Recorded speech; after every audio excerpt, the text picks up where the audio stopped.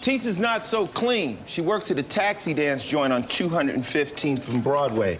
Vice busted it twice for prostitution.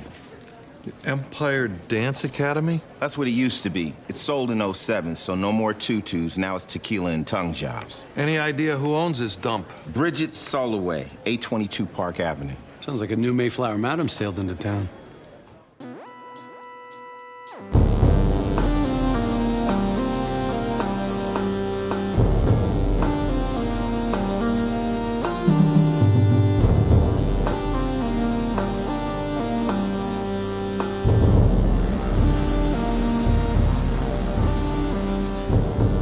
In New York City, sexually based offenses are considered especially heinous.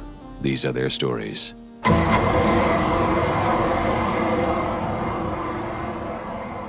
guys, welcome to Munch My Benson. My name is Adam. I'm here in Albuquerque. And of course, I'm joined on the line by Josh. How are things, Josh? Things are fine. Been editing a lot. Have this... I had the 237 edit that I have to do for tomorrow, which is... Oh, yeah, that is tomorrow. I don't know when that'll finish. Mm-hmm. Yeah, that is... Tomorrow is the first Monday in October, isn't it? It sure is. So I've got that. I had... we just did the Sting for Unkind Rewind. Timely. Yeah, well, we... jumped on it. It was on a list, and we basically recorded and turned it around within a week. Nice. So, but yeah, that was a lot of extra work too. I believe it. Yeah. Anyway. See, we're super busy all the time. We're going to Galveston this week for 5 days, which will be fun. Going to the beach. Let's see. It's the balloon fiesta here, which is like Albuquerque's dumb version of South by Southwest. Yeah. But we did get to see one balloon get blown up at Max's school, which is fun. It's about as close to a balloon as I need to get. And that one didn't require any lines. Who was doing the blowing? They have teams. They have teams of ballooners. And then that thing took off. Like, you're hanging out there. They're blowing it. They're blowing the balloon. Sure. They're down on their knees blowing the balloon. And then it just takes off. Let's see.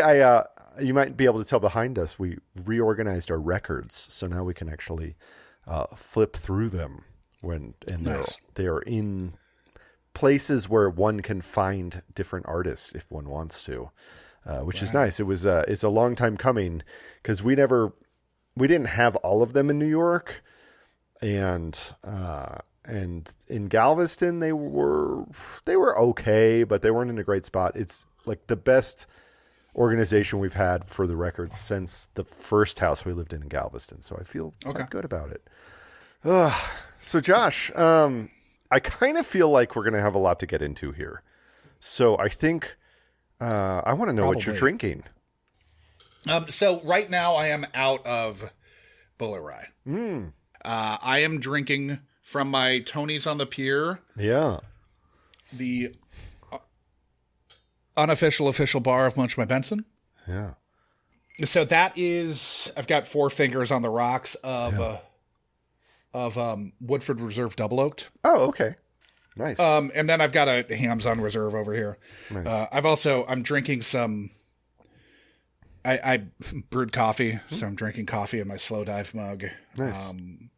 That is from Little City. Nice. I do have a Bullet Rye on the rocks. And I've been a little under the weather recently. I'm on the mend, but still not 100%. So I'm drinking a Kirkland lime sparkling water out of my very large array, very cool koozie, the unofficial official radio telescope of the pod. I wonder if they're getting shut down because of... because our government doesn't believe in science anymore. Well, because Donald Trump probably had Jeffrey Epstein murdered and doesn't want that to come out when the Epstein files get released. That's the only thing I can imagine that would take, like, one would go to these lengths to avoid letting it out. I watched The Octopus Murders. Oh, you did. It's the Octopus Murders is excellent, isn't it? Yes. American Conspiracy, The Octopus Murders. Watch it. Adam was right. Watch it. Podbiz. We have a new Munchy to thank. Nice. Yes, Karina H. Grazie. Yeah, thank you. Obviously, we're grateful to have any new patrons. Of course. Let us know how you found us. Yeah, I mean... Maybe it was... Jimmy Kimmel. Maybe it was Jimmy Kimmel. Jimmy Kimmel's the been in the patron news a saint lot. of comedy? I guess. I mean, he's been in the news a lot. He sure has. We're recording this on like October 5th. A lot will have happened. Reference. A lot will have happened since this. So we don't want to get... But he's back on the air and has been for a couple weeks now. Yeah. And I don't know. Man. Things are weird out there. You know what else is weird? The events that transpire in this episode of television. Yeah. This week we watched Season 10, Episode 16, Ballerina. Stan and Kevin are not having a great time together. When Kevin graciously offered his couch to his down-on-his-luck buddy, he didn't mean permanently, and having listened to one too many late-night pay-per-view jerk sessions has pushed our host over the edge. He tells his former bud to get lost immediately. Stan says, "Make me." The smaller Kev grabs a non-standard New York City apartment fare big-ass meat cleaver. Stan pushes his upset but hardly homicidal friend away. Then, to the shock of them both, Stan gets hit in the chest by a bullet. Things get worse when CSU Dale Stuckey is first on the scene. The bullet that killed Stan traveled through the wall from the apartment next door, in which O'Halloran is pulling evidence from a grisly double homicide when Benson and Stabler finally break through the Stuckey verbal diarrhea gauntlet and get inside. Stuckey thinks it's a clear-cut case of murder-suicide, but for some reason Benson and Stabler choose to educate our irritating young friend that all is not necessarily as it seems, and that a third person was likely hiding in wait in the closet for the deceased couple when they got home that evening. Epithelial DNA from an ear print in the closet matches semen found inside our female Vic, Tisa, so our team is able to construct a plausible theory of events. The killer was likely targeting Tisa, who worked at a taxi dance club that used to be a legitimate dance academy in Harlem. More on taxi dance clubs in a little while, but continuing on. Yep. Wait, what? Yeah, exactly. He likely attacked them as they were getting it on, raped the girl, then killed her and her paramour, Alejandro, an engineering student. The club is owned by a Bridget Soloway who lives in a Tony Park Avenue building. When Bensler knock on the door, they're greeted by Chet, an awkward-seeming young man who looks like he belongs at a Motherboy dinner dance, who eventually introduces them to his aunt, who everyone calls Bertie. As Chet swiftly prepares the mid-morning martinis, Bertie explains that the building in Harlem was her old ballet studio. She was a long-time entertainer, and when the studio closed, she asked her husband Marv, who dresses and acts like a member of a wink-wink, nudge-nudge family, to buy the property. He says the studio closed because it couldn't pay the rent, so he found a Latino nightclub to take it over that could. Marv says he doesn't know either of the victims, so our two favorite detectives fill out their overtime sheets before heading out for the 9 p.m. opening of the Ballerina room uptown. The club is hosting a Hawaii night, and Tisa's friend Marciela explains how the business works. Pathetic men pay big bucks to hang out with pretty women. They dance and do bottle service, and some girls take customers to a back room for more. But not Tisa.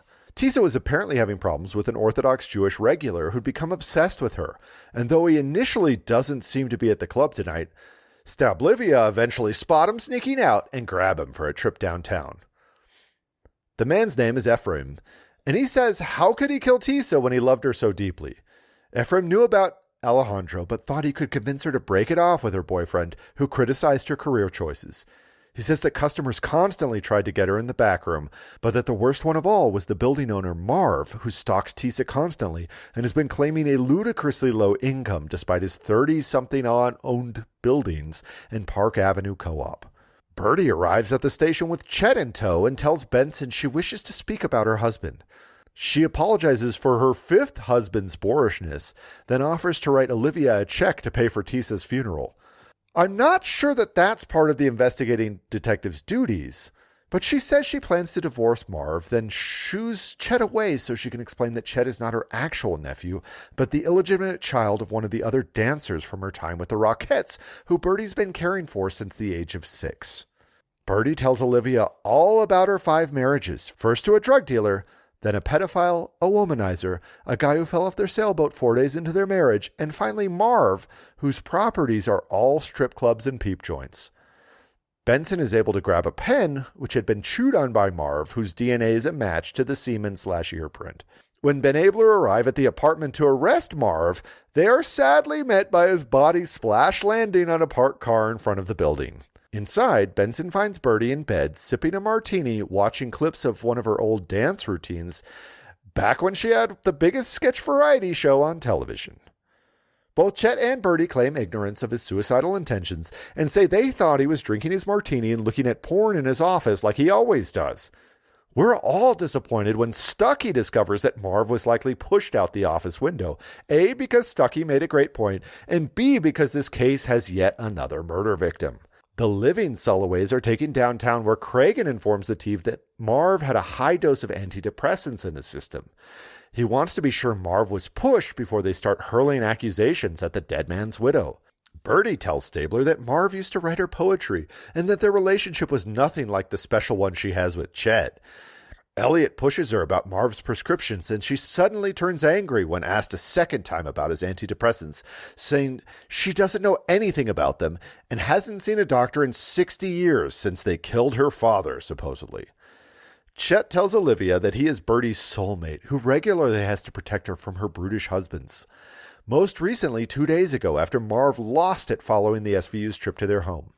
After some pressing, Bertie and Chet admit to having been in a sexual relationship for decades, but that the unseemly age difference kept them from tying the knot.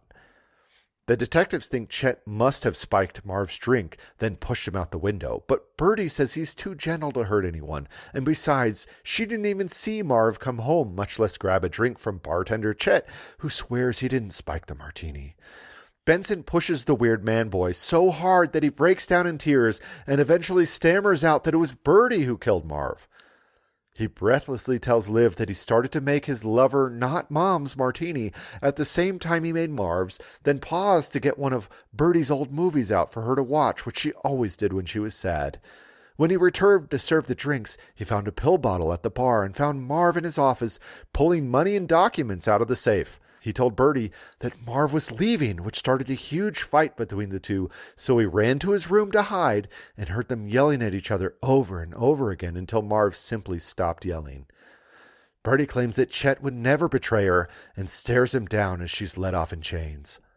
At the arraignment hearing, Bertie embarrasses herself, attempting to beckon Chet to her side so she could cut a check directly to the judge for her bail. Then her attorney, Dwight Stanich, announces that he intends to pursue an affirmative defense claiming severe emotional disturbance. Cabot argues that we only have Bertie's word for it, but the judge allows the defense and advises Alex to get George Wong in a scene with this legendary dancer. George thinks that while Bertie is bullshitting everyone, she also has some kind of degenerative neurological condition that could bolster the defense's claims. He says it's his responsibility as a physician to see that she gets tested for what turns out to be a rapidly metastasizing cancer that began in her lungs and migrated to her brain. He thinks she has 4 to 5 months tops with her dozen or so malignant tumors. Wong breaks the news, which she tearfully accepts, then wonders about the afterlife, saying she's been thinking about this ever since her third husband, Philip, the one who supposedly swept off the yacht in a storm, died in her arms. The team does a little digging and realizes that Bertie has likely murdered all 5 of her ex-husbands. Bertie says that yes, she killed them all, but that she also has an alibi for each and every one of them. She was 2 states away when hubby number 2 was pushed, has no idea which cable to cut to kill number 4. She thinks a certain young man who loved his auntie is much more likely to have helped. Lying in her hospital bed, Bertie calls a grateful Chet, who comes immediately. He says he would kill 10 more of her ex-husbands if she asked him to. Then she tells him that he's going to prison. And we are left with a never cross dear Aunt Birdie if you want to swim in the Gilf Pond again, Jet. Dick Wolf.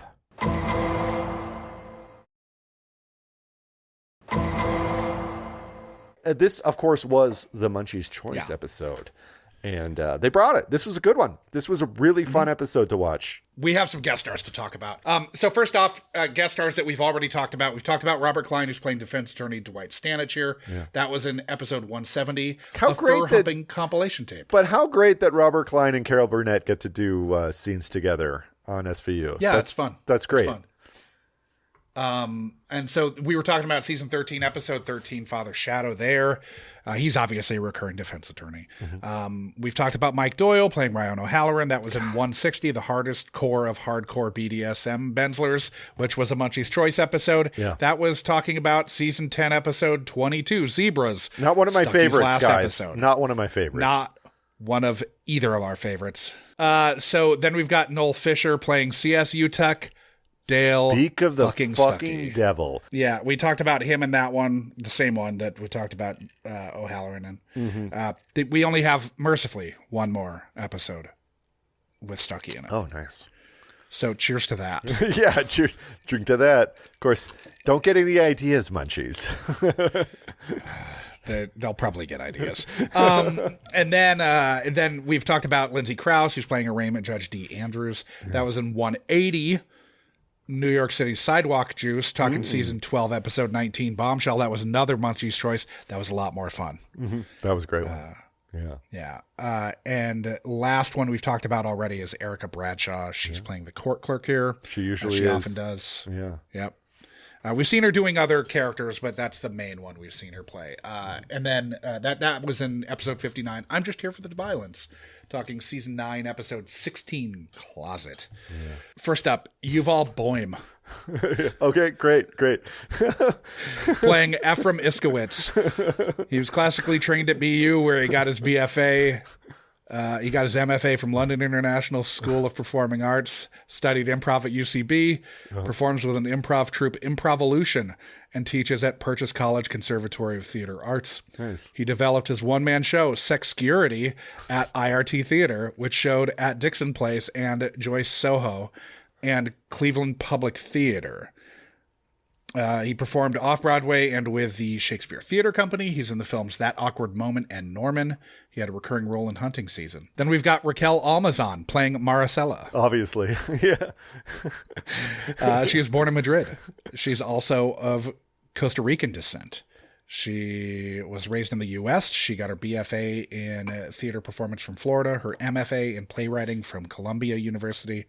She's working toward her PhD in philosophy at University of Exeter. Nice. She's the executive artistic director of La Lucha Arts. Their work has been presented in New York City, including off-Broadway, throughout the U.S., and internationally in Greece, Italy, Slovenia, Chile, Colombia, Guatemala, Canada, and Sweden. Including several of her plays within her lifelong project on writing bilingual plays in dedication to Latin American countries. Latin is America. It's the Latin is America play cycle. She directed the feature White Alligator, which she also appears in. She's in the films Run It, Elena Katerina Maria, and Burning Blue. She's in multiple episodes of Blue Bloods. Nice. Then we've got Dion Odan. Yeah. Playing Woman on the Street. Great scream. She's playing Woman on the Street. She was born in Plymouth, Montserrat, in the West Indies, a town that has since been buried under 20 feet of volcanic ash. Wild. Yeah. That's cool. Yeah. So she grew up mostly in the Bronx. She left Montserrat when she was like 6 or 7 or something. Okay. She's in the films Rocket Science, Toe to Toe, 12, Salt, Won't Back Down, Lorenzo and Monica, People, Places, Things, Dinner with the Alchemist, Lemon, Doppelganger, 10 Cent, Daisy, Manifest West, and Aporia. She had a recurring role on Boardwalk Empire, Milgram and the Fast Walkers, Me, You, and Him, and Snowfall. Speaking of which. She's in 2 episodes of the original series, One Criminal Intent, and 2 episodes of The Wire. She was first AD on the show Commune. She now makes her home in Southern California. I believe she does a lot of voice work and maybe audiobooks. Then we've got Vincent Curatola playing Marv Sulloway. Yeah. Gonna just keep not talking about her. We've seen him a lot, but not. We've seen him playing Judge Al Bertuccio in Criminal Pathology, Gone Fishing, and The Things We Have to Love. Yeah. Lose. I think it's The Things We Have, Things We Have to Lose. He was born and raised in Englewood, New Jersey. He worked as a masonry contractor before his acting career. He studied acting in the early 90s at his wife's suggestion. He's in the films Gotti, Fun with Dick and Jane, The Hungry Ghosts, Killing Them Softly, and Patriots Day. He's Johnny Sack on The Sopranos, which Adam would know him from. That's a very big role in The Sopranos, 32 episodes. Yeah. So he had recurring roles on Third Watch and The Good Wife. He appeared in Exile, the Law and Order movie. 2 episodes of the original series, 1 Criminal Intent, 3 more SVUs that we have not seen as Judge Bertuccio. Yeah. He sings and plays guitar and occasionally performs with Chicago. No. He sings and plays guitar and occasionally performs with fucking Chicago. Just occasionally, once in a while I jam with my pals. Peter Cetera. Once in a while, I fuck around and play 25 or 6 to 4. Wow. Yeah. He teaches at Studio Dante, which is Michael Imperioli's New York acting studio. Oh, nice. He was named to the Gaming, Sports, and Entertainment Subcommittee transition team of then Governor-elect Chris Christie in New Jersey in 2009. He's married to Maureen Curatola, and that's been forever. Then we've got Adam's favorite actor, Matthew Lillard, playing Chet here. You mean the voice of Shaggy Rogers? He was born in Lansing, Michigan. He grew up in Tustin, California, which, along with Irvine, is one of the privately owned cities in Southern California, where you cannot own the land upon which your house has been built. You have to lease it from the Tustin estate. Fucking dog shit. He attended Foothill High School, Fullerton College, and then the American Academy of Dramatic Arts in Pasadena with fellow actor Paul Rudd. He also attended Circle in the Square Theater School in New York City. After high school, he was co-host of the Nickelodeon show Skate with an 8, like Skater Boy. Yeah. Skate TV. And then he was an extra in Ghoulies 3. Sure Ghoulies was. Go to College. I'm sure that's how he ended up in this episode. He and Mariska are members of the Ghoulies family. They bonded over that. Yeah. He's in the films Serial Mom, Animal Room, Mad Love, Hackers, Tarantella, Scream, Scream 2, The Curve, Senseless, Telling You, Without Limits, SLC Punk, She's All That, Wing Commander, Loves Labor's Lost. No word should be, no title of anything should have 2 possessives back to back. I know, like, fuck you, bullshit. Bill.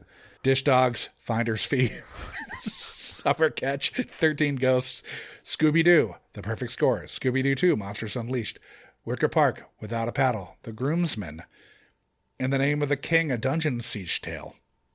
A shocking amount of Scooby animated movies. Do you want to know how many? I counted them. 25. I feel like I've watched. That's a lot.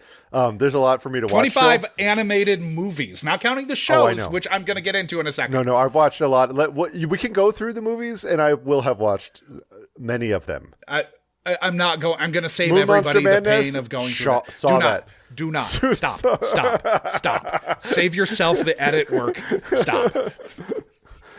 The Descendants, Trouble with the Curve, Match, He's All That, Five Nights at Freddy's, and The Life of Chuck. He was main cast in The Bridge, Good Girls, a bunch of Scooby shit, season 2 of Daredevil, Born Again, and Carrie, which is coming in 2026. Legend he said of the recurring roles or was in Phantasm. multiple. He was recurring roles or in multiple episodes of American Dad, Robot Chicken, The Replacements, Beware the Batman, The Good Wife, State of Affairs, Bosch, Halt and Catch Fire, Twin Peaks The Return, and Barkskins. He's co-founder of Beetle and Grimm's. That's Beetle with a D. Beetle and Grimm's, a company that publishes licensed expanded products from Wizards of the Coast games, including D&D and Magic the Gathering. Matthew Lillard is apparently married to Heather Helm. They were married in 2000. They have 3 kids together. So let's move on to the episode. Yeah, we're done, right? That was all the guest stars. Nope. Okay. There's one that we missed. Nope. There's one that will take up as much time as all of those did because Well, I won't it's Carol do any fucking asides. Burnett. Yeah, I won't do as many asides. It's Carol Burnett who's playing Bertie Sulloway. Oh, yeah. She was born in San Antonio, Texas, living there with her grandmother until she was 7 when she and her grandmother moved to Hollywood following the divorce of her mother and father, who had moved to Hollywood shortly after Carol's birth. She grew up a block off Hollywood Boulevard in the Hollywood Arms apartment building on Wilcox and Yucca, living down the hall from her alcoholic mother with her grandmother. She went to Hollywood High and worked as an usherette at the Warner Brothers Theater, which is now the Hollywood Pacific Theater. She was fired for not letting a couple in during the last 5 minutes of Strangers on a Train. So like 20 years later, when she was given her star on the Hollywood Walk of Fame and was asked where she wanted her star placed, she had it put it right in front of that theater. Love it. Love it. Fuck you guys.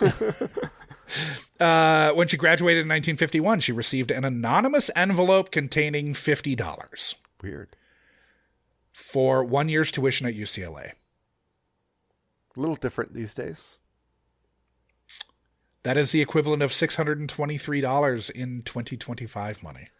I still think tuition at UCLA is a little bit more than $600, but I could be wrong. She took an acting class to enter the playwright program and caught the performing bug. During her junior year, she was performing at a party for a professor where she met a shipbuilder from La Jolla who offered an interest-free loan to her and her boyfriend to float their move to New York with a condition that the loans were repaid in 5 years and that she help others achieve their artistic dreams should she be successful. After a year of struggling to get work, she started to make steady gains, and within a year and a half of putting on the Rehearsal Club Review with other girls in her acting boarding house, which was the Rehearsal Club, she was cast in a starring role opposite Buddy Hackett on the sitcom Stanley, which ran for one season from 1956 to 1957.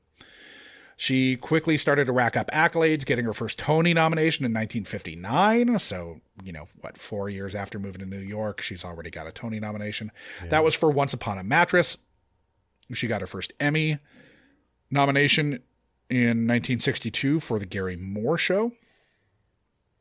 She's received 23 Primetime Emmy Award nominations with 7 wins for her work in The Gary Moore Show, Julie and Carol at Carnegie Hall, and that's Julie Andrews, is the Julie in that name, The Carol Burnett Show, Mad About You, and Palm Royale. The last one, Palm Royale, making her the oldest nominee for Outstanding Supporting Actress in a Comedy Series. I believe she was 91 at the time. Yeah. She was also nominated for this here guest spot you watched for this week's episode. Yeah. She won 7 of the 18 Golden Globes for which she was nominated, 3 Tony and 3 Grammy nominations with 1 win apiece. She has 2 Peabodys and a SAG Lifetime Achievement Award. She starred, obviously, in The Carol Burnett Show. Was that a big show, Josh? Legendary sketch comedy series for 11 seasons. The show won 25 Primetime Emmys. Yeah. So she was in the films Calamity Jane, Who's Been Sleeping in My Bed, Pete and Tilly, The Front Page, A Wedding, Health with a capital H at the end. I don't know why that was that way. The 4 Seasons, Annie, Noises Off, 3 movie iterations of Once Upon a Mattress, which she had gotten her first Tony nomination for. Horton Hears a Who, Postgrad, The Secret World of Arrietty. Yeah, I know that. Signed, Sealed, Delivered, To the Altar. Toy Story 4, All Together Now, and Trolls Holiday in Harmony. Really want to see that. Yeah.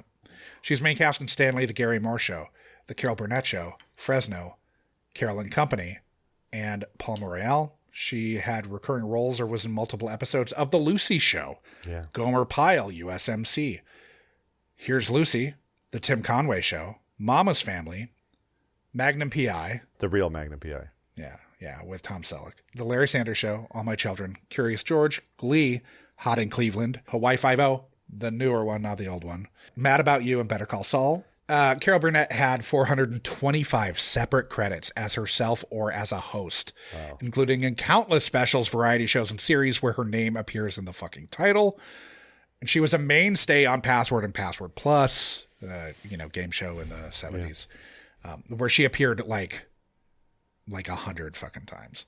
Yeah. She was married to that college boyfriend who I mentioned before, who she moved to New York with. Yeah.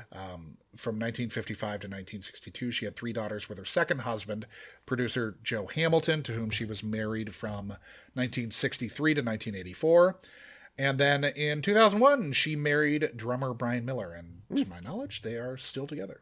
She was longtime close friends with Lucille Ball, who was a mentor of hers. Yeah. Betty White, Julie Andrews, Beverly Sills, Jim Neighbors, of course, Gomer Pyle. Yeah, of course. She was in a bunch of Gomer Pyle episodes. Sure. She's written and recorded 3 memoirs.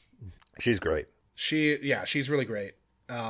It's really it's impossible to talk about television, basically the history of television, and not talk about Carol Burnett. Yeah, exactly. Like, that's how important the Carol Burnett show was. Like, massive. Yeah. Again, Carol Burnett, fucking legend. And she's great in this episode. She is great in this episode. I have thoughts about a different actor's performance, but there zero problems with Carol Burnett's. Carol Burnett earned her fucking Emmy nomination for this. She's fantastic.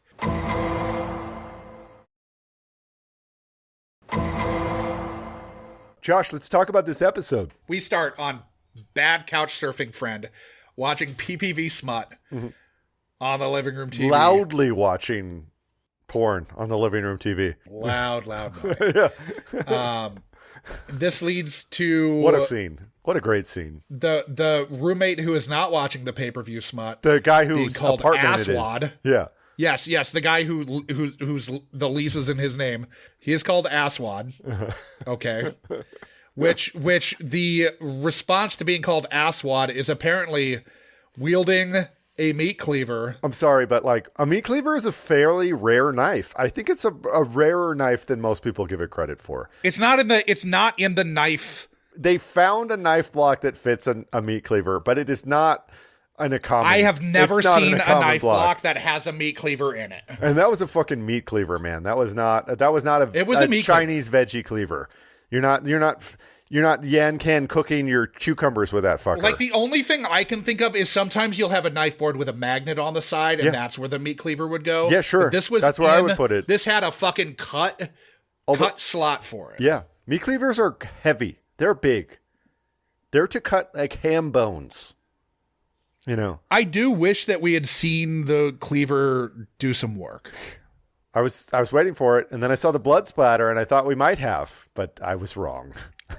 Yeah, you were wrong, because apparently we're in a Shane Black movie for the first scene. And randos are catching strays, only we're in the scene where the rando's catching the stray, which is frankly delightful. Love that. Love that good for SVU. One of my favorite cold opens that we've seen in a minute, My note is weirdest cold open ever. Yeah, it's a good one. It's a really good one. Like, what? And I mean, the episode doesn't get more normal from here. No, it sure doesn't.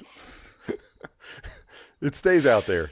But man, I have these questions about how, so the bullet has to come through his back, right? That's the only explanation I have, because they're standing like face to face. So unless it's coming at an odd angle, but you look at, because you can see 2 wounds, you can see a front and a back wound when they're like investigating, or at least you see one when he's like falls, and then you see one in his back later. And so it's on a trajectory through the center of his mass. So it either had to hit the friend, or I don't know. Maybe I guess it had lost so much momentum that it just kind of fell or something. Or maybe we're going to need to have someone do a 3D rendering of the apartment. Dude, they had the technology. Where has this technology been in all these SVUs? This 3D rendering crime scene technology that just goes away as soon as Stucky's off the show. My next note, of course, is, oh God, Stucky. Yeah, Stucky's here. That bullet through the wall. Cool, huh? Stucky's a lot. We get our first Bing Bang Bong. And not our last in this scene or in this episode. No. I do like when Benson does it. Benson Bing Bang bombs him, because she's like, let me teach you something about investigating, Dale. Yeah. I did like, hey, what now? We all going to Disneyland? Yeah. So I have a problem with when Stabler, though, shoots down Stucky's ideas. Stabler's concept is that the cell phone clipped to the belt on the left side of the belt means that this guy is left-handed. He's left-handed, yeah. That I'm not a cell phone clip guy, so maybe cell phone clip guys are different than pocket cell phone guys. I'm a pocket guy. I almost exclusively keep my cell phone in my left pocket, and I am severely right-handed. Pocket. Your right pocket. Right pocket. All right, so Stucky's breakdown of the scene is instantly picked apart by Staplenson. Yeah. Then, oh my God, ear prints. Yeah, we're on to ear prints. And I have some thoughts on ear prints in crime scenes, Josh. I read an EBSCO article about this. And they can be used to exclude people. Yes. But they are not very... It's not widespread enough to be like reliable. A, there's no database. Identification. And B, there's not the kind of level of expertise that can say that, yes, this is definitely your ear. It's more this is definitely not your ear. It's more to exclude. Yeah. No, that was, it was first used by Fritz Hershey in Byrne in 1965. Yeah. But yeah, it's of limited use in forensic investigations. Josh, let's keep moving. We need to talk tutus, tequila, and tongue jobs. Yes. Taxi dance joints. So apparently Finn is still using the slang of the 1920s because that's when that term was used widely in New York City. What, taxi dance joints or tongue jobs? Taxi dance joints. Actually fascinating. I learned a lot here. I really went down on a deep dive of both the nightclub scene in New York, which is really what this is. These are bottle service girls. They're not taxi dancers. Well, they're paid to dance with male patrons. Sure, but is the way it works. In the parlance of the 21st century, nightclubs in New York, in Los Angeles, and other big cities, Las Vegas, Miami. I would say that New York, Chicago, Miami, like the big cities, they have these clubs where like promoters make these big events, and basically the idea is you want to have a ratio of men to women that is less than 1-to-1. So like more women than men. And that's like the promoter's job is to make that happen. Right. The idea being, now, interestingly enough, promoters get paid more for male clicks. So you have two different numbers. And you get paid because the men are in there to spend money. The women are there to attract the men who spend money. That's the idea of these businesses. Now, I wonder, because this is presumably trafficking in a clientele that is not as it feels like, just from what's been depicted in this episode, that this is not depicting. This is a lower class. This is not a West Village, Soho, fight. This is guy. not your classic bottle service. Yeah, bottle service bar. Yeah, so the nightclub. You're in Chelsea. You're getting your finance bros and you're getting your aspiring models who work for you, who get paid to be there. Yeah, this is in Inwood. Yes. This club is in Inwood. This is not the same. This is far uptown, but it is still in the same. I mean, this is so far uptown, it's damn near the Bronx. It is seriously blocks from. Yeah, there's being a part in of Inwood that is on the other side of the Bronx River. It's so far uptown. And this is that. This is 213. 215. Yeah, 213 or something. It's very, very far uptown. Still. I found it fascinating, and like apparently it's a pretty good gig I have for the girls. So many questions about this taxi dance joint scene. Like, But- I want to know so much. But so the thing is, in the 1920s, Can we get a Paris is Burning version Dude, of this? I know. In the 1920s, though, they were called taxi dance halls, and this was a thing. And it was like, especially in places where there were lots of men, like San Francisco in the early days. These kind of like frontiers type places. Right. A business owner pays to have a lot of these women out there. They're not. It's a gray area, right? It's not prostitution, but it's also not prostitution. It's close. No, it's prostitution adjacent. Exactly. And in Japan, you have these things that are very close to this. They call them hostess clubs. And these go on to this day. And they're even host clubs, too, for wealthy women now, because Japan's, a modern society. But Japan has a much longer history of this kind of thing. The geishas, you sit in a room and they entertain you for a while, and there's no expectation of sex. It's like a weird romance adjacent experience that is not romance. And apparently in New York nowadays there are some of these very like hidden Japanese hostess clubs that exist. And the only way to find them is to go to the right neighborhood, basically 53rd Street. Any of our New York friends, you're in 53rd Street around 2nd Avenue, and go in the evening and look for Japanese businessmen in suits standing outside unmarked doors, and that's where they are. I really like when we go there. Benson and Stabler staying out late tonight. Club doesn't open till 9, which is crazy to me. That's insane. So we get a Mayflower Madam reference when they go to visit who they believe to be the owner of Ballerina or whatever. Yeah, because we go there first. Yeah, we don't go to the club first. That's right. No, we do go to the club first, don't we? No, Oh, we no, go. never We, mind. we No, go to no, the soloists. No. You're right. Yeah, You're right. We meet Chet. No, Finn talks about a taxi dance joint, and Yes. then they go to the owner of the taxi. Yeah. So they go and they talk about the Mayflower Madam, who I did a very brief dive into. Nice. Sydney Biddle Barrows, she was thusly named the Mayflower Madam because she descended from 4 Mayflower passengers. Yeah. I descended from 1 Mayflower passenger. I did not. Yeah, his name was John Howland. He's written about because he fell off the boat and caused a whole stink because they had to waste time on the passage fishing him out. Okay. Yeah. So you're related to the dipshit who fell off the Mayflower. Okay. Sure did. I'm a descendant of Charlemagne. As one is. She was introduced to high-class prostitution while working as an assistant to the buyer for Abraham and Strauss, and started her own escort service, Cachet, which she ran in New York City from 1979 to 1984. After she pleaded guilty to promoting prostitution and getting a $5,000 fine, she wrote a 1986 autobiography, Mayflower Madam, The Secret Life of Sydney Biddle Barrows. There was a TV movie based on her book, which starred Candice Bergen in 1987. I love the sound of that. Want to watch Love that. it. If we can find that should be our That's right up my post-Green alley. Movie Club episode.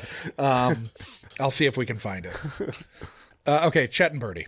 Chet and Birdie. Chet's Now, Chet comes on strong. yep. I definitely have a note somewhere that I'll hit it. I'll hit in a second here.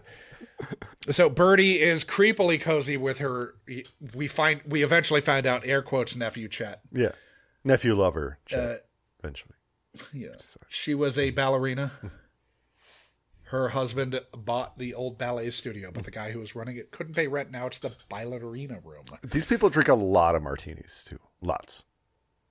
A lot. And- yeah. and I this don't is know- very clearly like still operating under the like it's 2009. So Mad Men has started. Oh yeah, you think? I believe, and also it's still martinis from fucking Sex and the City. Yeah. Like it feels like Well, this I is thought sort they were of more peak martini. Cosmos, wasn't that? Weren't they more Cosmos? But Oh, yeah, I guess. And it would have been dumb flavored martinis. Still, Chet, I don't know if you clocked this, but Chet asked them if they want a martini. And then he goes to make his aunt lover a martini. And he's back, like, one beat. This guy, nobody has ever shaken or stirred a martini this quickly. It takes a little bit of time. Yeah. If that pedo who we worked for taught me one thing, it's you stir. Yeah. You know who taught me how to make a good martini? Yeah. A pedo. Yeah. Both of us. We both learned how to make a good martini from a pedo.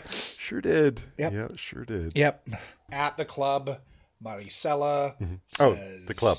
Get into the club. Tisa kept having problems with this one penguinito. Yeah, so we're doing some deep cut slurs here, guys.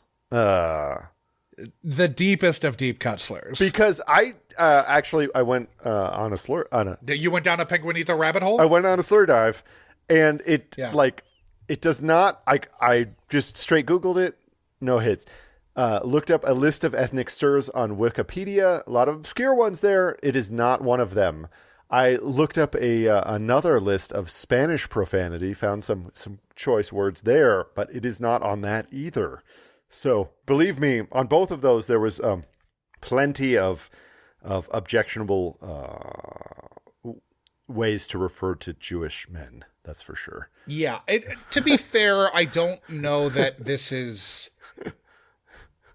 If it does qualify technically as a slur, it's a pretty mild one. Well, I think it's one that they created in the writer's room, which is what I'm so interested by it, is that they sat down and were like, all right, we can't use any of the words that already exist. So let's think of, let's come up with a novel, ethnic slur. And I'm making a note.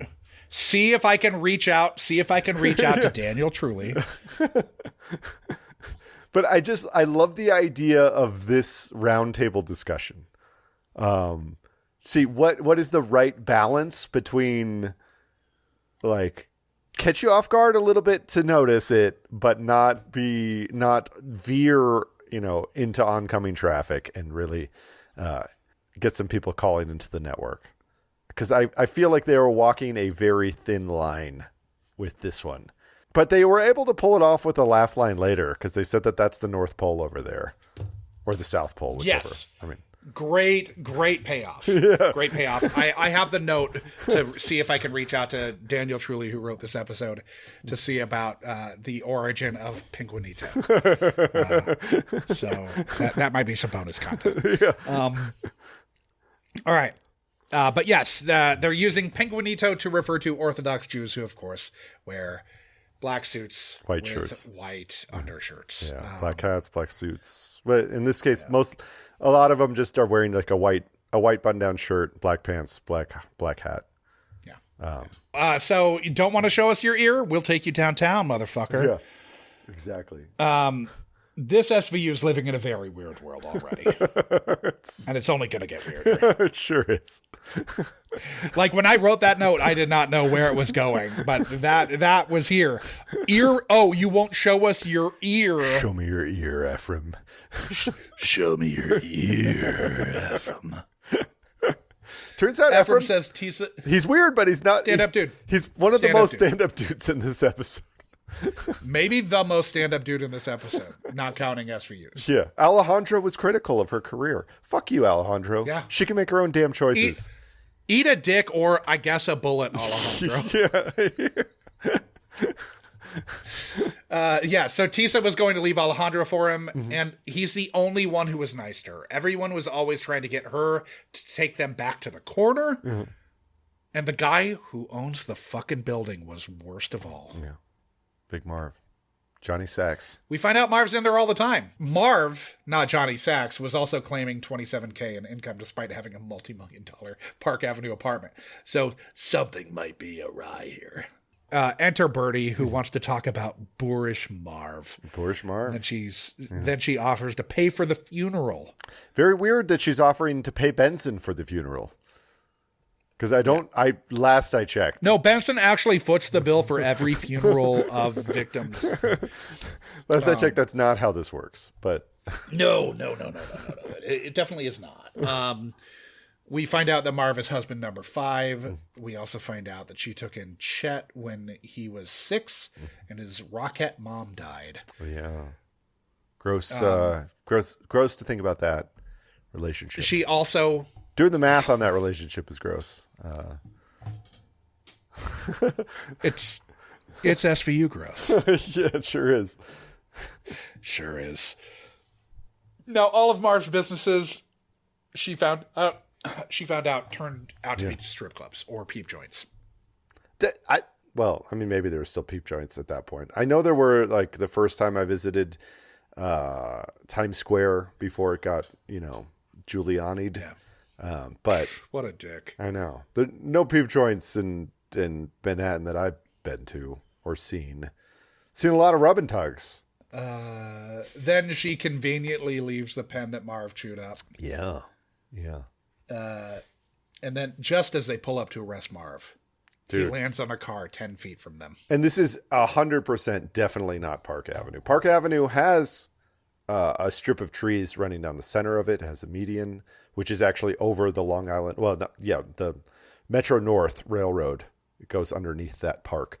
But in the background of this shot is 100% absolutely, it is Central Park West with Central Park behind it. It's either in the above 96th Street or in the area around the Dakota, which is in the 60s and 70s, so around there. Hard to tell exactly. You can tell that there's a big height difference between the park and where the street level is.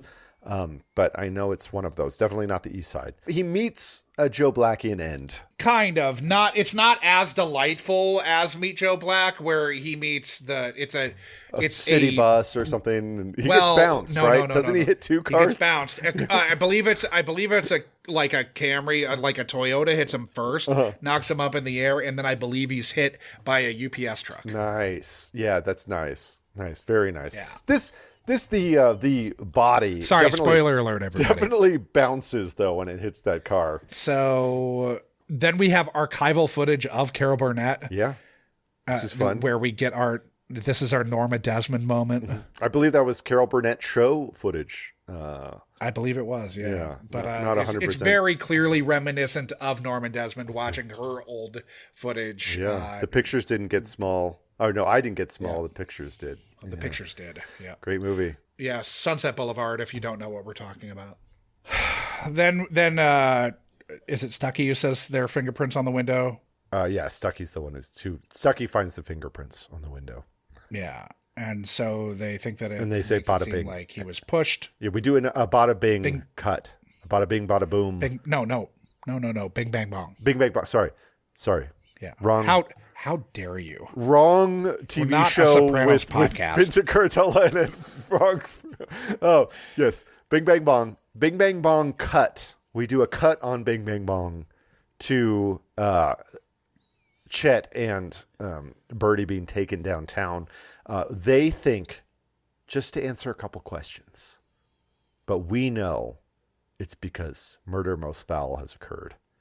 The little gray cells are firing, Josh. And Benson and Stabler are going to get to the bottom of this one. I think our case just went from suicide to murder. Mm-hmm. Bang, bang, bong. Cut. And this is when Peter Leto goes full Spike Lee also. Because we get a scene, or a melange of scenes. We're talking swirling cameras.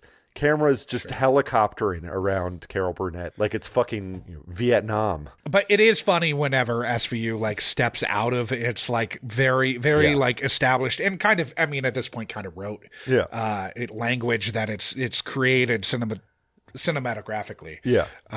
But this, it was very, it was an artist. It was, the camera was all over the place. We're going, she's finishing his words and vice versa. And it's it is very, Sure, you're talking about the cutting back and forth, the intercutting the two. They're intercutting the two interrogations, and the camera, at least with Carol Burnett. I don't remember quite as much with Chet, because with Chet it was more backing Chet into a corner was kind of the visual thing that was going on there. Yeah. There's a different language going on between the two. But it's going back and forth and establishing like a language for each one. And with Carol Burnett, it's like fucking like Malcolm X walking to get shot,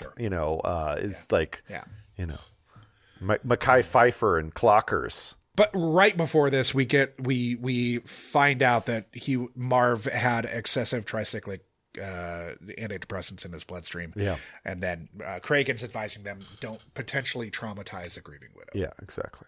Maybe he did overdose himself. Yes, it's possible. So Marv, we're led to believe that he wrote her poetry. Yeah. Which, not really seeing it from this character. Nope. Not that we see a lot of him, but it doesn't feel like he's the guy who writes. Let me tell you, his paramour. Curatolo's performance really does paint a picture of who Marv is, and it's not the kind of guy that typically writes poetry. It's just dirty limericks. Well, kind of guy who, actually, I take that back. Kind of guy who might write poetry on the birthday occasion of a certain special friend who engages in certain special activities that might or might not happen in a ranch in New Mexico or on an island called Little St. James. The poetry that he writes is roses are red, violets are blue. You should give me head, and then I'll fuck you too. Yeah, or like, we both have a special thing that we're into, dearest Jeffrey. He definitely passes the New York City real estate guy smell test. Sure, yeah, because they're the worst. So her dad went to the hospital, never came home. All doctors are nothing but well-paid murderers, apparently. Mm-hmm. So she's short with Elliot when he asks her about tricyclics again. Then Chet says, I'm her soulmate. Yeah. Our notes about this are going to be kind of short and sporadic because, like, it is like 10 minutes of just intercut interrogation between the two. Yeah, that's why between her and him. My notes are more about what Peter Leto's direction than about like what's going on here, because it's, and that's more interesting, frankly, than just a back and forth interrogation. Yeah, shit. I mean, it is a very memorable scene, right? Like it's memorable, this. but there's not a lot to like talk about. Sure, sure. There's no. She can sense that Elliot's marriage sucks. Finn's not pulling like fucking terms out of the 1920s, you know? No.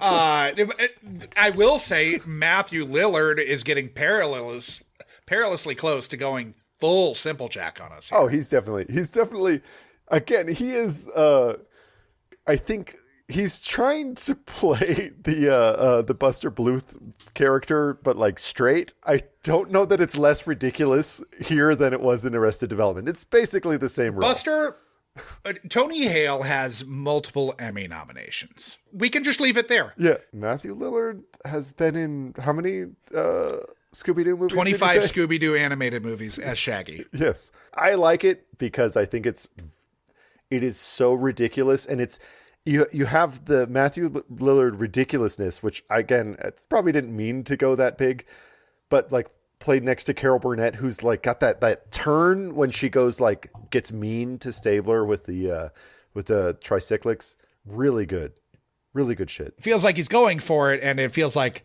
he is not landing it. But I hate to like beat this like dead horse, but like Jessica Walter kind of looks like Carol Burnett, right? And like they both are kind of playing the roles similarly. This is with the this is stripped of subtext. Yes, exactly. As SVU does. Yeah. They're doing the Garth Marenghi thing. I've seen writers that use subtext and they're all cowards. Yes. This is there's no subtext. It's all or text. Anyway, Chet was 18 when we first made love. That's a line that Carol Burnett had to say. He sure was. About we're supposed to envision the host of Skate TV, I guess, banging out Carol Burnett. Repeatedly, and we don't know exactly how old he's supposed to be, but we are supposed to believe that he murdered at least 4 of her husbands. Yeah. Maybe not the if first we just one. go back and watch Ghoulies 3, we'll know who she was banging one out with. But, like, it's a lot of mother loving. Yeah. But he's quick with a handbag. They're soulmates. I get it. She needs him. Yeah. She needs him. I mean, they even go to the handbag that Gary is eventually giving. Like, he is the bag. Tony Hale is the bag man in Veep. So this is like a weird, weird bridge. cyclical, like arrested to this and then to Veep, where Gary's Selena's bag man. Yeah. Huh. Yeah. Interesting. Yeah. Because Buster would never have been trusted with Lucille's bag. No, never. Maybe Lucille too's, but yeah. Oh, sure, absolutely. This episode really takes a turn with Chet was 18 when we first made love, and it did so with very little prodding. She was not goaded into saying that. She proffered that of her own free will. This wasn't like the big reveal at the very end. She's just like, oh, guess what? I've been fucking that kid since. Yeah, this is at like minute 27. And it's not like the sort of like I let him get to see writer's room mic drop that like is at the like final act break. It's not that. No, because then Chet says again that Marv went into his office to quote surf porn. Yeah, it's not. She's my daughter. She's my sister. My daughter. My sister. It's not that shit. No. Yeah, it's not that. Yeah, it's not that final breakdown in Chinatown. Mm-hmm. But he keeps saying that Marv went to his office to surf porn, which is such a fucking weird way to put it. Mm-hmm. And I'm sitting there like, did we actually say that during Obama's first term in 2009? I feel like... I don't think we said surf porn. I feel like we've been watching porn our whole lives. Because surfing porn implies that you're like... It's like when you're like flipping through the home screen, right? And you're going like, what am I going to watch tonight? What am I going to watch today? No... I just watched that Murder, She Wrote. No, I've seen all the Poirots. You know, like you're just going through and that's to me, that's surfing, right? Yeah. That's not how you take it. That's not how you take in your smut, Adam. Yeah. So it's just like thumbnail. Yeah. No. At this point, the cross-cutting between interrogations makes this feel so fucking long. It does. It's a long scene. When you're writing notes, I was writing recaps, so...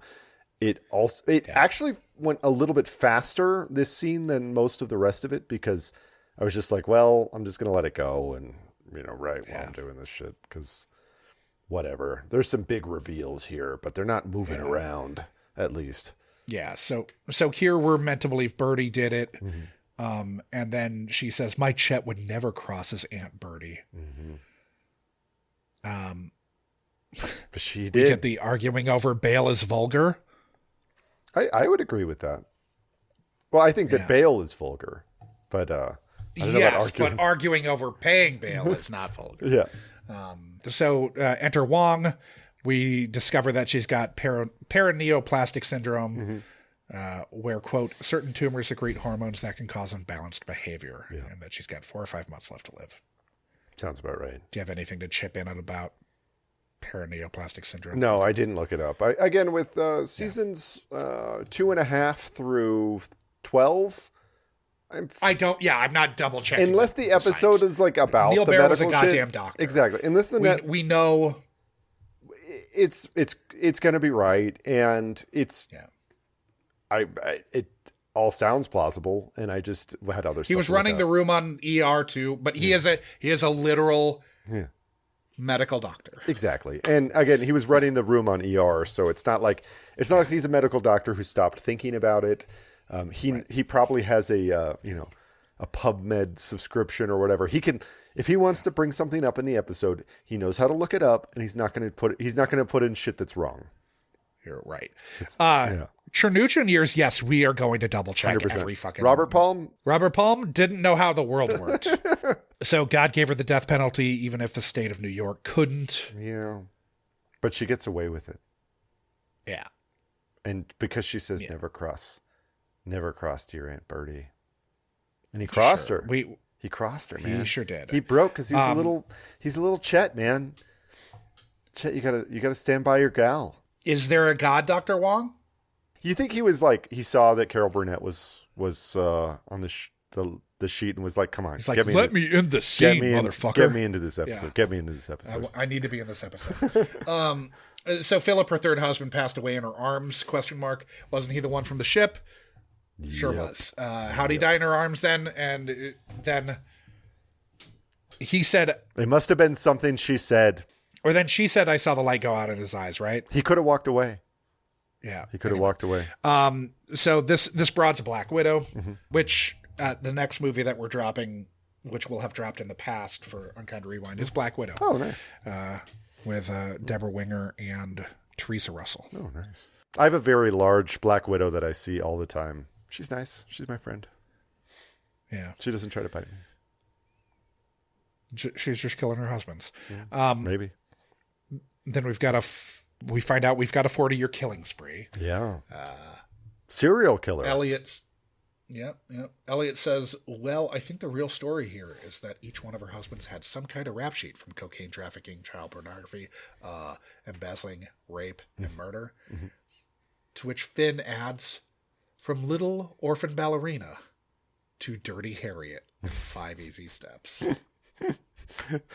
For having a very small role, Finn delivered some bangers. Brings it in this episode. All right, so she then says that she was 2 states away when Ray fell down those stairs. Yeah. I made Chet kill those dudes. I wish we could be together one more time, but I'm sending you up the river. Yeah, you're fucked, dude. God. Yeah. And not 30 in the, years not at in your the Gilf Aunt Bertie's way. side. You're not fucked in the Gilf way. No, 30 years at your Aunt Bertie's side and you never learned not to cross her? There's some pathological shit here. Yeah, it's wild. It's good stuff.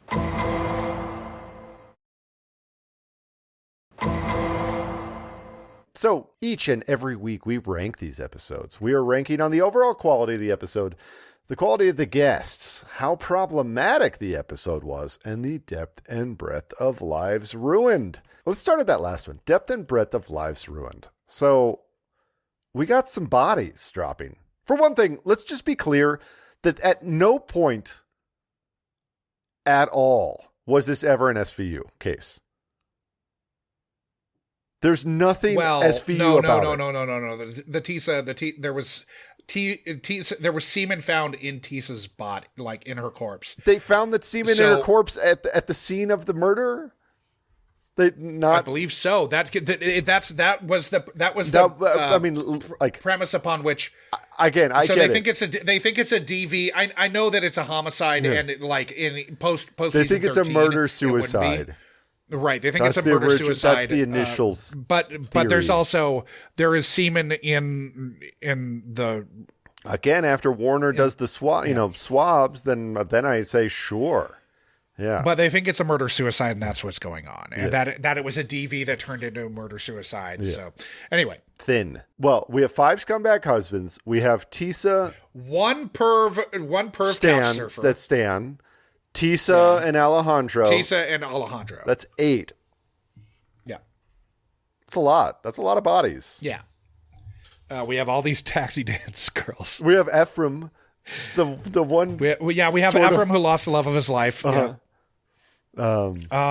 We have all these taxi dance girls who are having to go back to the corner and get tongue jobs. Apparently, we skipped the tongue job shit. Tongue job is getting cunnalinged. No more. So tutus. we're meant to believe that these girls are going back to get off. I mean, what with guys who are paying to get them off, and this is the biggest question that I have about the taxi dance scene is apparently there's a big demand to go back into the corner to go back to the not the North Pole. Sorry, North Pole is the other side. South Pole. Yes. Yeah. South Pole. Sorry. North Pole would be polar bears, and I don't know if if the Pinguinos don't know were if Pete into... Alonso's going there. Exactly. Keep this a baseball episode. So 8 corpses, Ephraim's heart. The club probably has to close, and then these taxi dance girls are no longer getting paid to get blown. Motherboy Chet is inarguably a victim here. Motherboy Chet. Even though he's committed 5 murders. Sure, but he's been groomed. Yes. Since he was 6 years old to do this. That's why I'm saying he's inarguably a victim here. I mean, we're meant to believe that she didn't fuck him until he was 18, but I don't know that could be trusted either. mamas, don't let your babies grow up to be mother boys. You know, it's not cool. I mean, that's the name of the episode. In an episode in which we could have pulled many, many different things from it, that's the name of the episode. This has to be pretty high. There are 8 dead people, even though 4 of them we have no relation to. 4 of them are off scene. 4 of the dead people are dead well in the rear view. 2 of them are extras. The other 2 are not but sympathetic the two background deaths they're sympathetic minorities, at least, so I think we care more about them than if they were white people. No, but also Tisa, like we learn about Tisa's life, even though we learn about Tisa. Though the actress, so she stops being the actress that played her didn't get paid through her ghost. She stops being a background actor. Yeah, exactly. The actress that played her only got paid like $96, but still, like we know about her character. So we kind of feel for her. And Alejandro, she might have been 100. Maybe she was 108. Yeah. Maybe she made 108 that day. But I mean, like, sure. Well, I think they might have gotten bumps because they were both in their underwear. So. Oh yeah, they surely got bumps. Yeah. They probably made 150. Nice. But like, Alejandro, he was a student. We maybe that like his youth and inexperience can maybe partially excuse his retrograde ideas that maybe he would grow out of if he were given the chance, if he weren't cut down by a real estate agent's bullet. Is this an 8? I think 8 is fair. It's not 10. It would be a 10 if they had fleshed out Tisa or Alejandro more and had we had any interaction with them whatsoever. Yeah. We don't feel the one person who we do know in the episode who dies sucks. Marv sucks. We don't feel bad about him. Well, and Stan. And I guess we kind of know the couch surfing perv. He also sucks. And he also sucks. Chet, we have Chet, to have... we should care about, but don't, because we've got Matthew Lillard playing Chet. Exactly. We're kind of like, yeah, too bad, but don't really care. Yeah, because he simple jacked this shit. He sure did. So I don't think it can go past an 8. Yeah, I think there's a ceiling. There's a ceiling that this can't pass because now certain things aren't landing. If we're going back to front, problematic. It's got some. That's what she wanted. Yeah, it's got legs, Josh. It's got some legs. So yeah, taxi dance joint, tongue jobs. Like Marv, perv couch surfer. Perv couch surfer. First scene, couch surfer. The response to being called asswad is to grab a meat cleaver, and then you see your roommate take a stray. Yeah. Your shitbag roommate take a stray that should have probably killed you. Again, the writer's room sitting down and inventing ethnic slurs out of whole cloth. Like, sure, yeah, like.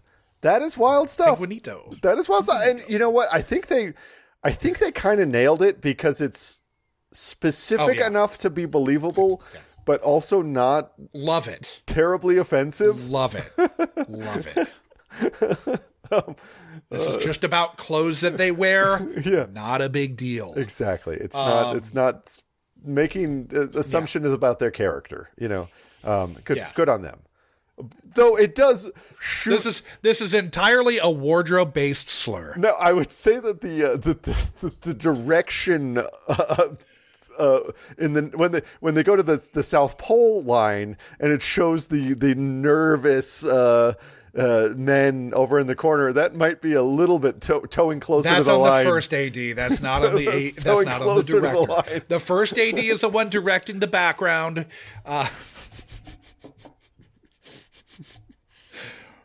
Still fantastic stuff. Well, it's just it's what we want in an SVU episode.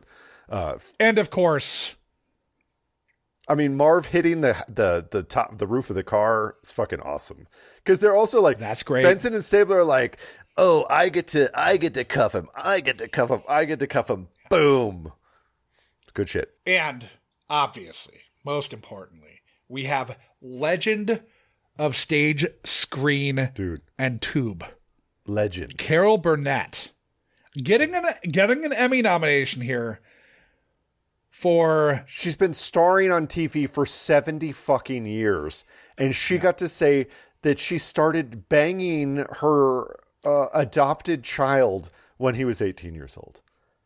Yeah. Great stuff. Top tier. And then she sends him to prison because he wasn't as obedient as he should have been. Top tier stuff. It's a 10. Yes. Yeah. We both know where that was going. We both know where that was going. It was very good. And then you go, oh yeah, Carol Burnett said that she was fucking her child. Yes. Yeah.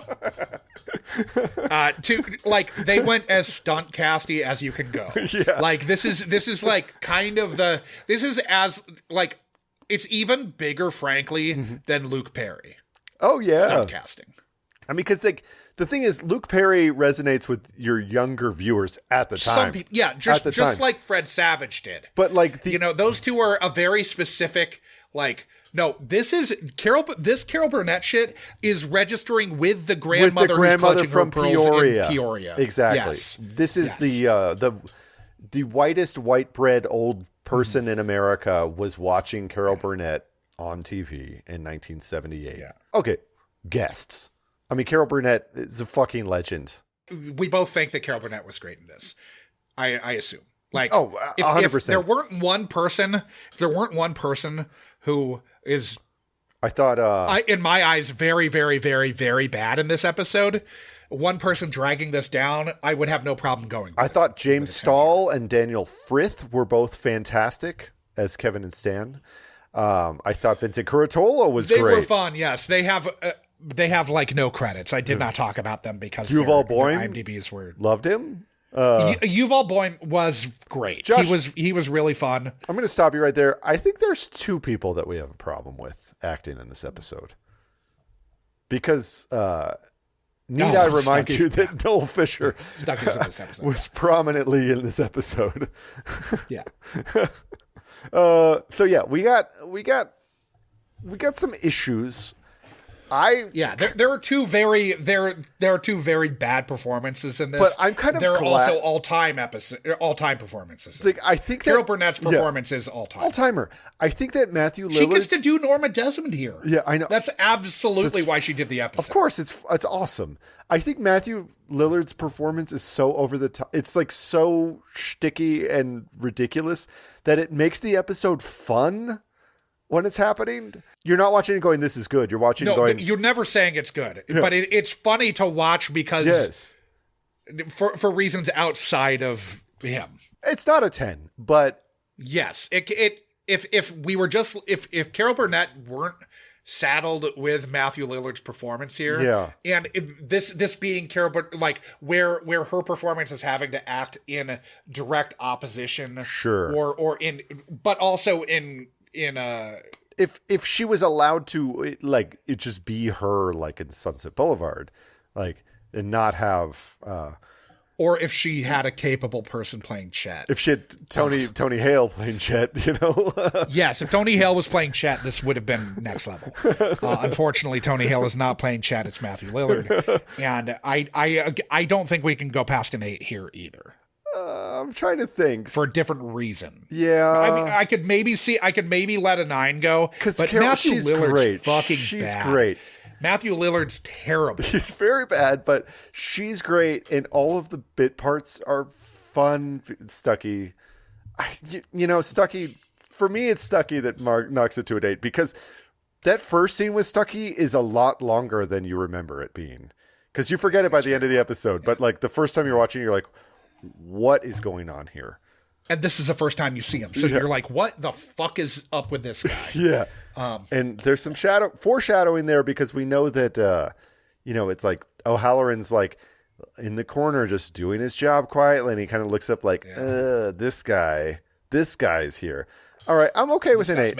I'm fine with an 8. I was inclined to say 9, but I'm fine with an 8. So last but not least, we have 2 bad guest performances. Yeah, we do. Yeah, we sure do. Yeah. One's recording. So quality, Josh. It is really fun. It's really fun. And so, like, the funness. There's such weird shit happening here, too. Lots, yeah. The cold open, bonkers. Bonkers. Taxi dance joints, bonkers. I mean, okay, again, this being the first Stucky episode, so, like, Bunsen and Stabler walking into the crime scene, who the fuck is this guy? What is happening? What world are we in? This Stucky weirdo shows up and starts bing bang bonging all over the place. He's asking like if they want to go to fucking character. Disneyland. Yeah, what the fuck?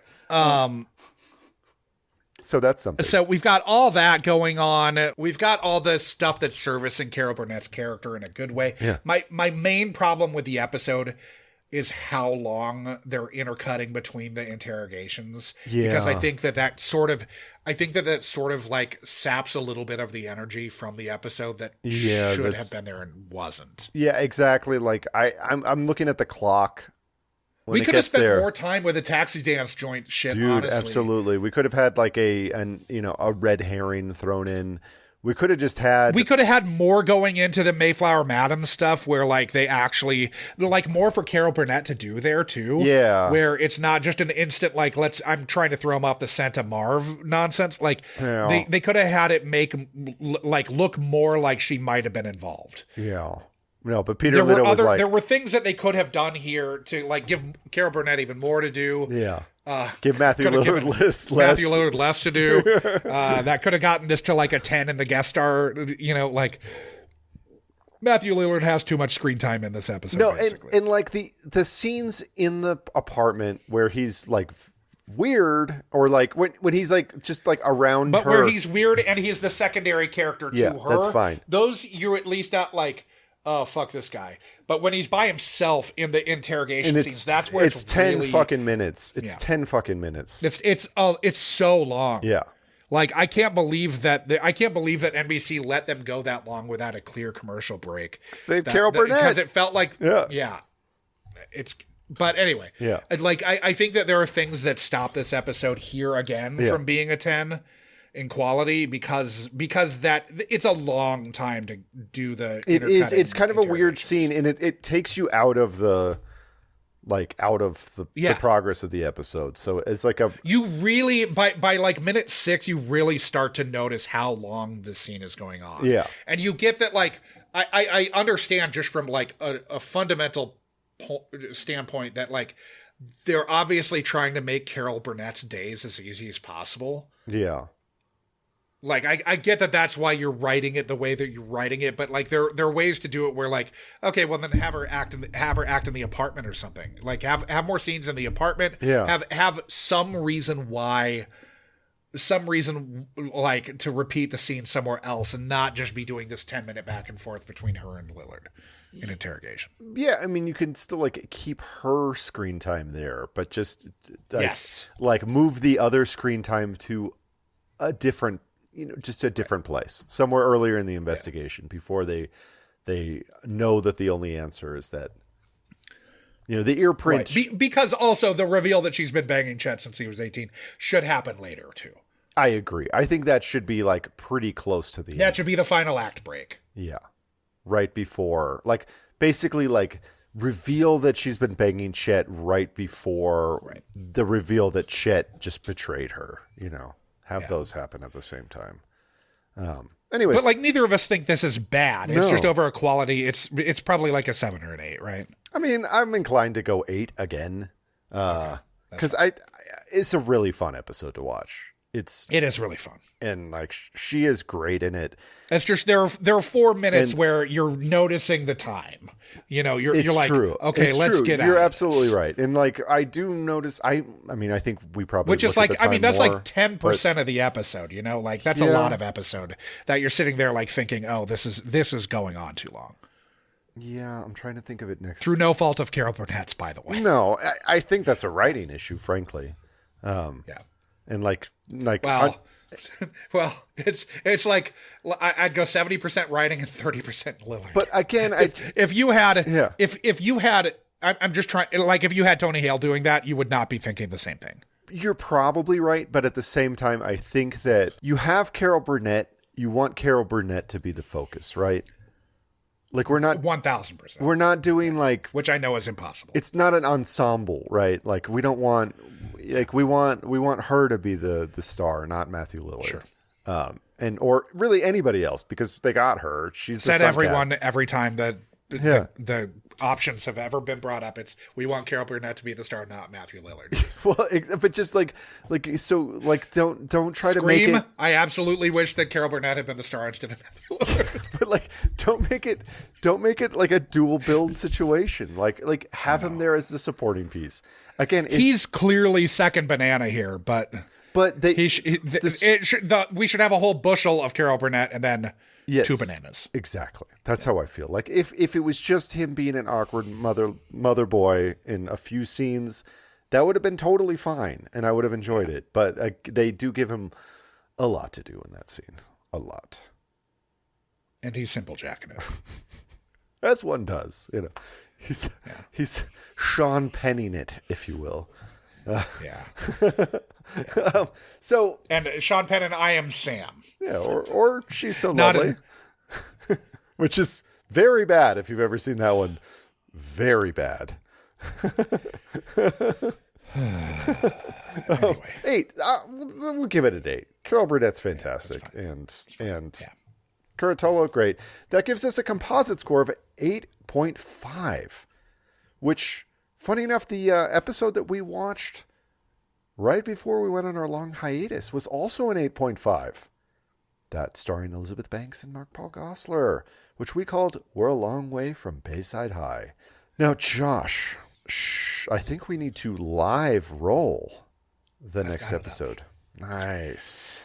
So, I am going to episode.lol, which was built for this podcast by friend of the pod, Fled, who also is co-creator of cinequote.net, which, as of recording right now, if you have an Android phone, there's an app for it. That's cool. The iOS app is coming. Believe that when I see it, Sean. It is. I was just talking to Sean about it on Wednesday, I think. Also, let me tell you something. The creating the app is not Sean's purview. No. But Sean is the reason that one of our group texts is green. Yeah, exactly. And, fuck you, Sean.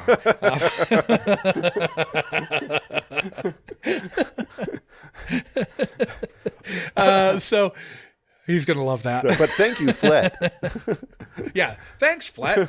All right, so heading over to episode.lol, the tape is spinning. Uh-oh.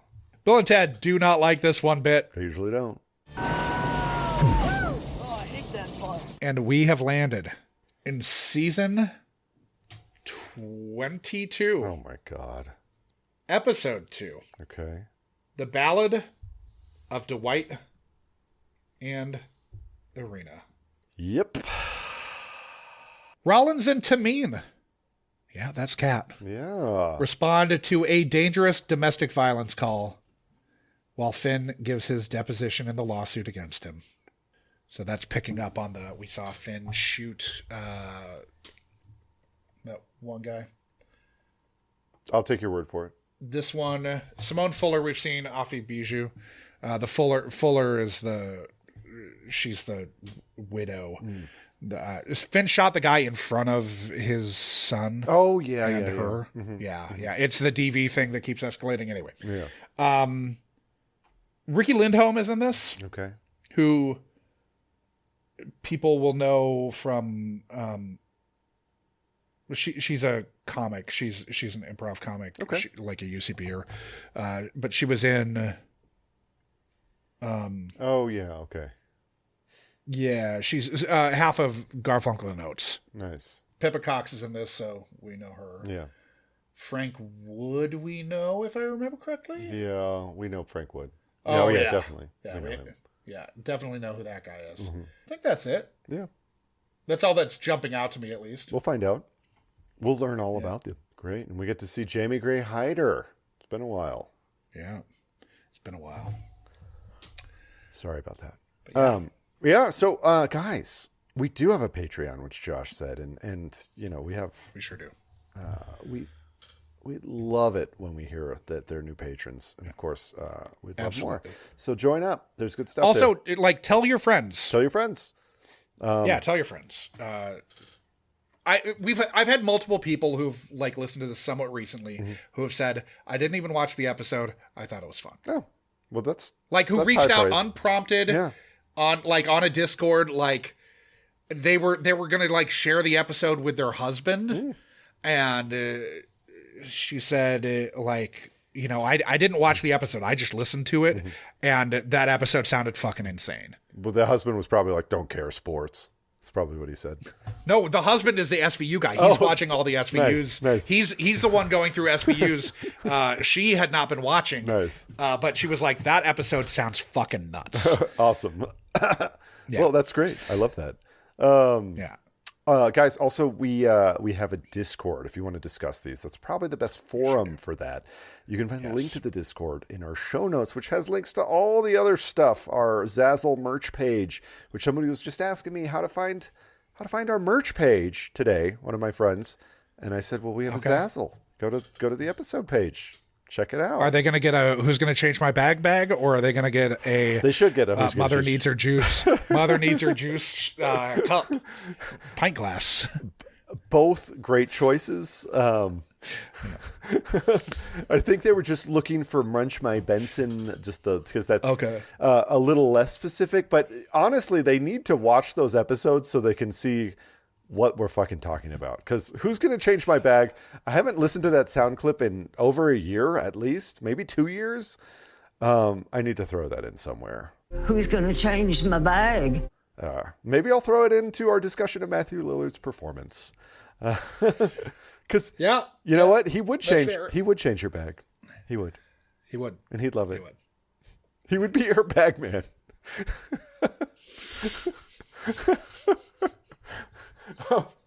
Anyways, that's tying a few threads together.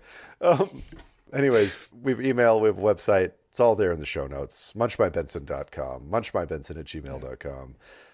You can find all of our various social media accounts through those places too. They're all generally at munchmybenson, as one would expect.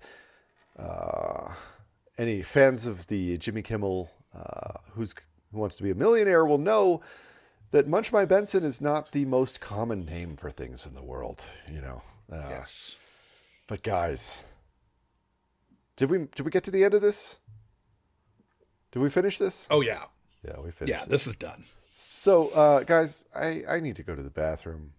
We need to go to bed, and you guys need to get out there and start munching. But please, don't groom your dead dance partner's child into being your lover boy. Slash hitman. Slash hitman. Please don't do that. Saying it out loud. Fucking ridiculous, SVU. Thank you, Munchies, because it was a fun one that we really enjoyed doing. Yeah. And thank you, SVU, for writing episodes that are as fucking batshit crazy as this one is. For making legends of the screen say the things that they made them say. Yes. Good for you. To make Legends of the Screen have groomed young boys to be their lover/hitman.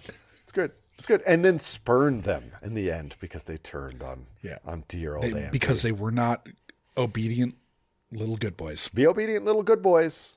And you know what? Be obedient little good boys.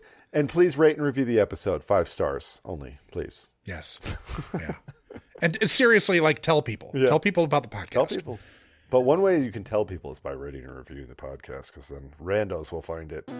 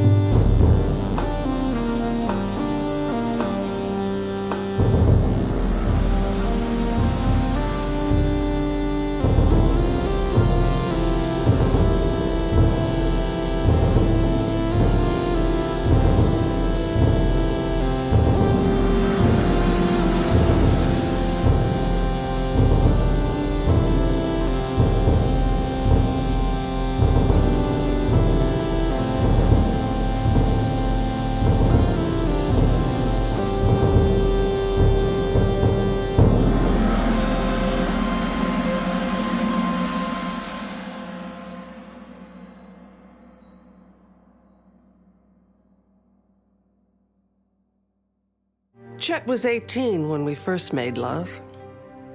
I suppose you find that shocking, but our relationship has always been very intimate. So being physical just made sense. Yes. He was a sensitive young man. He needed guidance. And I love him. I love him more than anyone I've ever known. So why not get married? I think our age difference might strike some people as unseemly. But I did love my husbands, till I found out what kind of men they really were. And then it was back to Chet. I'd do anything for him, and he'd do anything for me. Like kill your husband? What?